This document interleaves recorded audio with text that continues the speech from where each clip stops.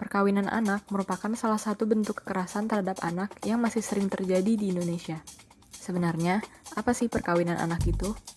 Perkawinan merupakan suatu perjanjian suci antara seorang laki-laki dan perempuan dengan tujuan hidup bersama serta membangun dan membina sebuah keluarga yang bahagia dan kekal. Perkawinan juga harus memenuhi syarat-syarat yang berlaku di suatu negara dan harus dipastikan tidak melanggar hukum. Adapun syarat sah perkawinan berdasarkan Undang-Undang Nomor 1 Tahun 1974. Yang pertama, perkawinan harus berdasarkan persetujuan dari kedua belah pihak yang akan menikah. Kedua, seseorang yang di bawah 21 tahun harus memiliki izin dari kedua orang tua atau wali. Ketiga, berdasarkan perubahan Undang-Undang Republik Indonesia Nomor 16 Tahun 2019, usia minimal perkawinan diubah menjadi 19 tahun untuk pria dan wanita. Keempat, salah satu pihak tidak terikat dengan perkawinan lain. Kelima, bagi suami istri yang sudah bercerai kemudian menikah lagi dan bercerai untuk kedua kalinya, masih dapat menikah untuk ketiga kalinya. Dan yang terakhir, tidak dalam waktu tunggu atau masa idah bagi wanita yang telah bercerai atau janda. Pada tahun 2018, ada sekitar 1.220.900 perempuan dengan umur 20-24 tahun yang menikah sebelum usia 18 tahun. Indonesia masuk menempati 10 besar negara dengan angka pernikahan dini tertinggi di dunia.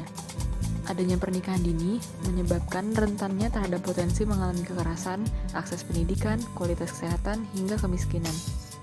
Perkawinan di Indonesia diatur dalam Undang-Undang Negara Republik Indonesia Nomor 1 Tahun 1974. Adapun prinsip undang-undang perkawinan menurut undang-undang tersebut.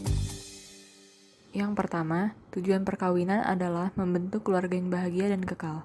Dalam prinsip ini, suami dan istri bertanggung jawab untuk saling membina dan melengkapi satu sama lain agar dapat saling bekerja sama untuk membentuk rumah tangga yang sejahtera.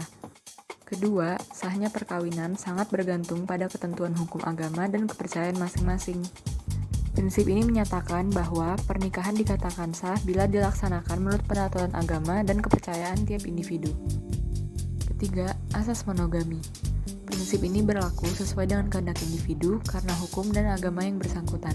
Seperti misalnya seorang suami yang memiliki lebih dari satu istri. Walaupun diperbolehkan, namun ada beberapa syarat yang harus dipenuhi dan diputuskan oleh pengadilan agama. Keempat, calon suami dan istri harus telah dewasa jiwa dan raganya. Prinsip ini menunjukkan bahwa setiap pasangan yang sebelum menikah harus mempersiapkan diri dan mencukupi umur yang telah ditentukan undang-undang. Kelima, mempersulit terjadinya perceraian. Keenam, hak dan kedudukan suami adalah seimbang agar adil dalam membagi hak dan kewajiban.